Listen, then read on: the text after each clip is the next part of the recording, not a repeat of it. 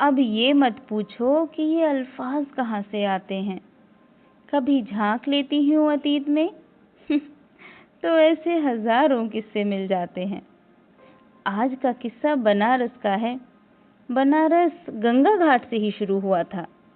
सुहानी और मैं यहीं तो मिले थे पहली बार।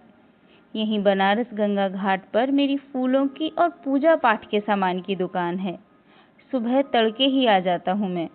गंगा के निर्मल जल को रोज सुबह सूरज की किरणों से सुर्ख होते देखता हूँ और शाम होते होते यही गंगा विशाल आसमान सी हो जाती है। हजारों बहते हुए दिए ऐसे लगते हैं मानो टिमटिम करते तारे। बनारस भोले शंकर की नगरी है और मैं भोलेनाथ का भक्त। दुकान के पास ही कुछ सीढ़ियां उतरकर एक छोटा सा शिव मंदिर है। रोज सुबह आकर सबसे पहले भोलेनाथ को गंगा जल से स्नान कराकर फिर दुकान पर आ बैठता हूँ। असीम कृपा रही है मुझ पर प्रभु की, जो मेरा दिन ही गंगा के सानिध्य से शुरू होकर यहीं खत्म होता है। 2 साल पहले मुझे यहाँ सुहानी मिली थी। सुबह सुबह वो रोज गंगा घाट पर दिया जलाने आया करती थी और मैं हर रोज की तरह दुकान खोलकर अपनी दुकान पर बैठा था।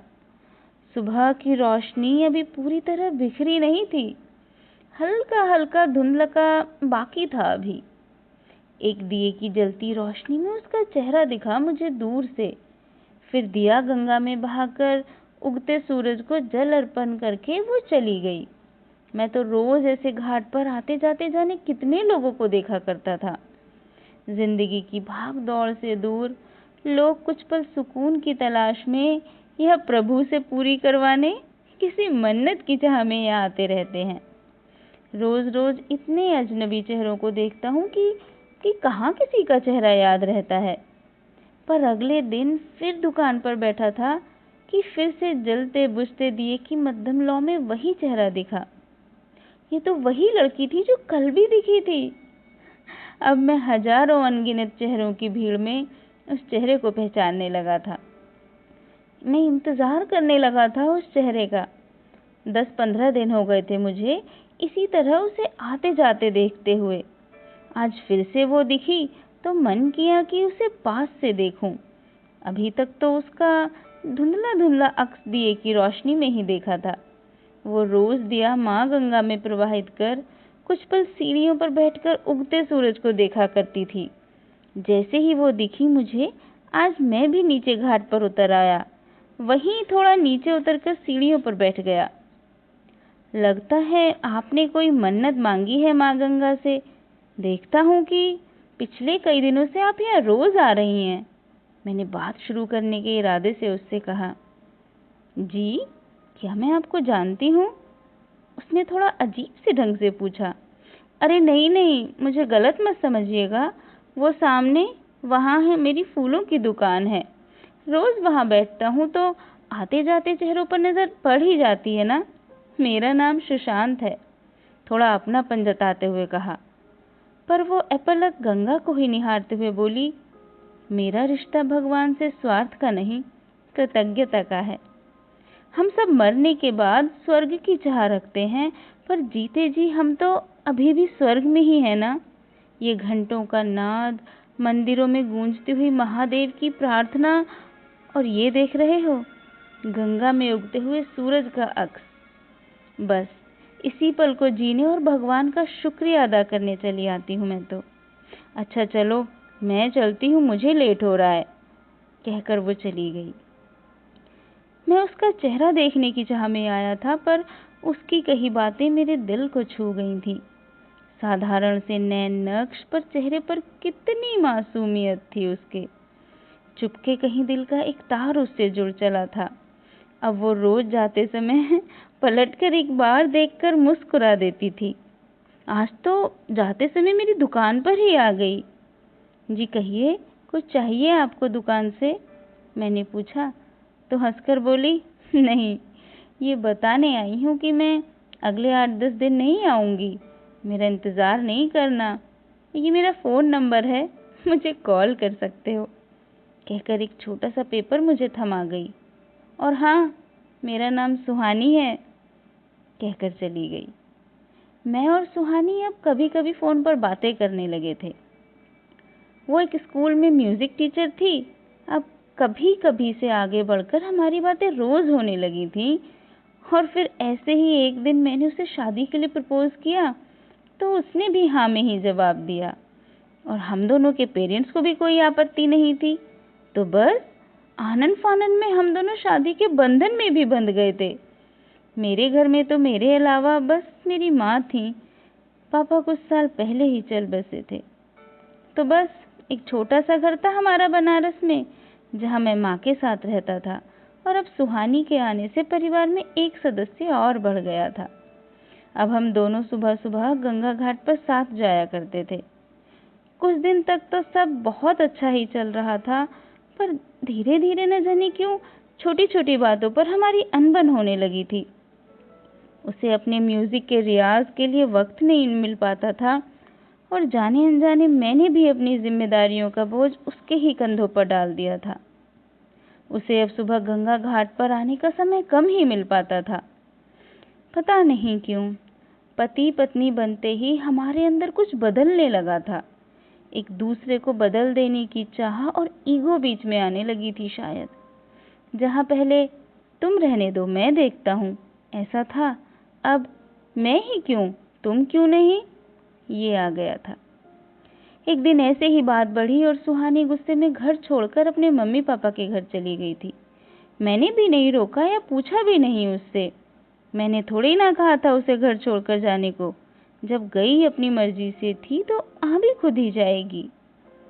ये दरार पता नहीं कब इतनी गहरा गई थी कि कई महीने गुजर गए थे एक दूसरे को देखे या बात किए। मैं रोज की तरह आज भी सूर्य देव को गंगा जल अर्पण कर दुकान की तरफ ऊपर सीढ़ियां चढ़ ही रहा था कि देखा एक बुजुर्ग से व्यक्ति, उम्र रही होगी 70 के आसपास, सबसे निचली सीढ़ी पर गंगा के पानी में पैर डाले बैठे हैं। कुछ खोए खोए से लगे मुझे। क्या गुरु, थोड़ा ऊपर होके बैठो जरा। मैं उन्हें थोड़ा अलर्ट करके अपनी दुकान पर आ गया। अगले दिन दुकान खोलकर बैठा ही था तो देखा कि आज भी वो घाट पर बैठे थे। ऐसे ही उन्हें देखते देखते मुझे 5-6 दिन हो चले थे। वैसे ही बिल्कुल पानी के नजदीक सबसे निचली सीढ़ी पर बैठते थे वो। मेरी दुकान के बाहरी घाट पर एक साधु महाराज बैठा करते थे। महाराज, वो घाट के सबसे निचली सीढ़ी पर जो चचा बैठे हैं उन्हें जानते हो क्या, मैंने पूछा। तो उन्होंने बताया, हाँ, कुछ दिनों से रोज गंगा में पैर डालकर वहां बैठते तो हैं। जाने कौन है, यहाँ तो घाट पर कितने लोगों का मेला लगा रहता है। जीवन की कहानियां भी ना नदियों सी होती है, कौन जाने कब कहाँ और किससे कब जुड़ जाए। इस सच से बेखबर कि मेरी कहानी का तार भी उनसे जुड़ा है, मैं घाट पर उतरकर आज उस बुजुर्ग की ओर बढ़ चला। जय गंगा मैया कहकर मैं भी उनके पास ही बैठ गया। पानी ठंडा है ना थोड़ा, कहकर मैंने बातों का सिलसिला शुरू किया। आपको रोज ही देखता हूँ यहाँ, लगता है आप ध्यान लगाने आते हैं, मैंने पूछा। तो अपनी नजरें मेरे चेहरे पर ठहरा दी उन्होंने। मैं तो अपनी उमा से मिलने चला आता हूँ। ये सुबह सुबह घाट पर बैरागियों का जमघट, ओम नमः शिवाय की गूंज, घंटों का नाद और बहती गंगा के संगीत के साथ जल में उगते सूरज का ये बिंब उसे बहुत पसंद है। उमा, मैंने सवाल की नज़र से पूछा। उमा, हाँ, उमा मेरी पत्नी, उन्होंने बताया। तो फिर आप अकेले क्यों आते हैं? उन्हें पसंद है यहाँ आना तो उन्हें भी ले आया करो, मैंने कहा। तो उन्होंने कहा, हाँ, वो यही तो है, तभी तो उससे मिलने चला आता हूँ। वो देखो, उगते सूरज की लालिमा में उसका चेहरा और हवा के साथ गूंजती उसकी आवाज़, और देखो अभी इसी गंगा जल के साथ उसका स्पर्श महसूस होगा तुम्हें। उन्होंने इस तरह कहा कि मैंने झट से अपने पैर पानी से बाहर खींच लिए। ये कैसी बातें कर रहे हैं आप, ठीक तो है ना, मैंने घबराकर पूछा। तो हंस दिए। ये बनारस है, बनारस, यहाँ आत्माएं शरीर की मोहताज नहीं हुआ करती हैं। उमा यहाँ अक्सर घाट पर आया करती थी। कुछ महीनों पहले गंगा जल में दिया तर्पण करते समय उसका कुछ संतुलन बिगड़ा और वो गंगा की गोद में समा गई। हम साथ ही आया करते थे। बस अभी भी ये कुछ पल मैं उसके साथ बिताने ही यहाँ चला आया करता हूँ, क्योंकि वचन दिया था मैंने भी कि जीवन की आखिरी सांस तक साथ निभाऊंगा उमा। कहते कहते नम आंखें लिए वो वापस सीढ़ियां चढ़कर भीड़ में कहीं गुम हो गए थे। मैं तो अभी भी स्तब्ध सा घाट पर ही बैठा था। समझ से परे था कि अभी ये हुआ क्या। अरे मैंने तो उनका नाम भी नहीं पूछा, कौन थे वो। चलो वो जो भी हों, पर उम्र के इस आखिरी पड़ाव पर भी इतना प्रेम, इतना समर्पण अपने उस जीवन साथी के लिए जो अब जीवन सीमा से कोसों दूर है। सदियों से सुलगता यहाँ का महाशमशान इस बात का गवाह है कि लोग अपना सब कुछ खोकर खुद को पाने यहाँ दूर दराज से आते हैं, और मैंने वो ही खो दिया था जो मेरे कितने पास था। अचानक ही मानो मुझे घाट पर दिया जलाती सुहानी दिखाई दी, और सूरज की सुनहरी बिखरी किरणें जैसे उसकी हंसी। जाने कैसे एक आध्यात्मिक ऊर्जा अंदर रूह तक उतर गई थी कि आज कोई ईगो या कोई स्वार्थ भीतर था ही नहीं। सुहानी के बिना ये सुबह अधूरी लग रही थी। मैंने तुरंत फोन निकाला और सुहानी को कॉल किया। हेलो सुहानी, कैसी हो? सुशांत, तुम ठीक हो ना? तुम्हारे बिना कुछ कैसे ठीक होगा सुहानी। रोज घाट पर बैठता हूँ तो तुम ही दिखाई देती हो। तुम्हारे बिना यहाँ होकर भी नहीं होता हूँ मैं। मेरे दिल का, मेरी रूह का सुकून तुम हो सुहानी। ये घाट ही हमारे प्यार का साक्षी हुआ था पहली बार। आज फिर से मैं तुम्हारा उसी घाट पर इंतजार कर रहा हूँ। चलिए आओ ना। उसकी सांसों की आहट से आंखों की नमी भी पढ़ ली थी मैंने। अब कुछ कहने सुनने की जरूरत ही नहीं रही थी। सारी लड़ाई, झगड़े, गिले शिकवे सब बह गए थे। आज सब कुछ जैसे यहीं ठहर सा गया था। पता नहीं कितनी देर लगी मुझे, मैं वहीं बैठा था। सुहानी का स्पर्श कंधे पर महसूस हुआ तो पलटकर देखा मैंने। बिना कुछ कहे मैंने कसकर सुहानी को गले से लगा लिया था। ऐसे कभी छोड़कर नहीं जाना मुझे सुहानी। अरे मैं तो कहीं नहीं जाऊंगी, पर तुम्हें आज दुकान पर नहीं जाना है क्या? सूरज सिर पर चढ़ाया है और दुकान बंद है। उसने हंसकर ऐसे कहा जैसे हर ओर मोती बिखर गए हों। कितना आसान ही तो था ना, बस एक फोन की ही तो बात थी। एक कदम बढ़ाने भर की देर थी और सुहानी और मेरे बीच सब पहले जैसा हो गया था। जाने क्यों हम बिना बात ही उलझे रहे।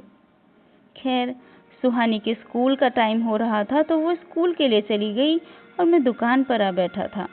पर मेरा मन उस सवाल में ही उलझा था कि वो बुजुर्ग कौन थे। उन्हीं की वजह से आज सुहानी और मैं एक साथ थे। मैं उनका तहे दिल से शुक्रगुजार था और उन्हें मिलकर बताना चाहता था। अगले दिन सुबह होने का इंतजार था मुझे कि वो सुबह तो आएंगे ही घाट पर। मैं सुहानी को भी उनसे मिलवाना चाहता था। अगले दिन मैं और सुहानी पहले की ही तरह इस सुबह में साथ साथ थे घाट पर आज वो नहीं दिखे। मेरी नजरें ढूंढती ही रही उन्हें। उससे अगला दिन भी बीत गया और उससे अगला भी। वो तब भी नहीं दिखे तो मुझसे रहा नहीं गया। मैंने आसपास उन्हें ढूंढना शुरू कर दिया। मुझे याद है कि एक बार ऐसा ही कुछ कहा था उन्होंने कि यहीं घाट के पिछली तरफ ही घर है उनका। मैंने काफी लोगों से पूछा उस तरफ, पर किसी को उनके बारे में कुछ पता ही नहीं था। अब तो सुहानी को भी उनसे मिलने की बड़ी उत्सुकता थी। अगले दिन फिर हम दोनों सुबह सुबह दुकान पर जल्दी आ गए और घाट के पिछली तरफ आसपास के बारे में जाकर पता करने लगे।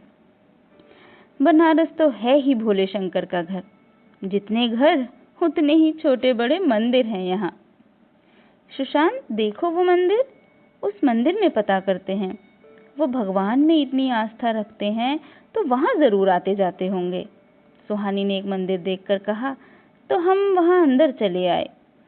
बाहर ही शिव पार्वती परिवार की एक बड़ी सी मूर्त थी, तो उन्हें प्रणाम कर मंदिर के और अंदर आए तो जैसे मैं अपनी आंखों पर यकीन ही नहीं कर पा रहा था जो मैंने अपनी आंखों से देखा। सामने एक साधु महाराज की बड़ी सी प्रतिमा थी।